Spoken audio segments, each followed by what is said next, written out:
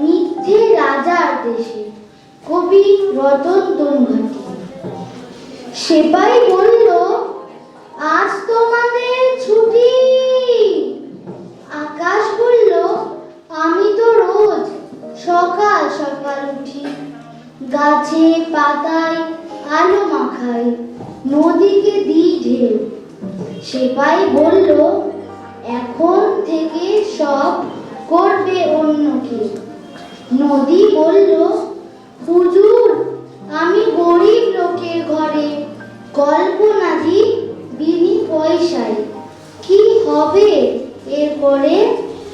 সেপাই বলল, রাজার আদেশ, বুক যে বুকের পাটা, খাল বিলেরা করবে সে কাজ, তোমারও নাম কাটা।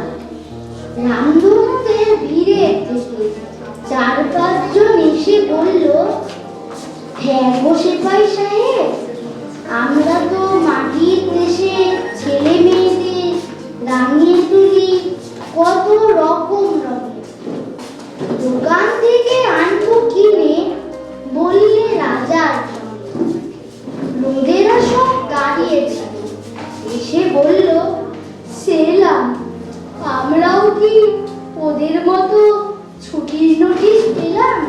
সেপাই বলল, নতুন লাঙের রং করেছ কালো, তাই তো তিনি বেজায় চোটে, চলে যাওয়াই ভালো।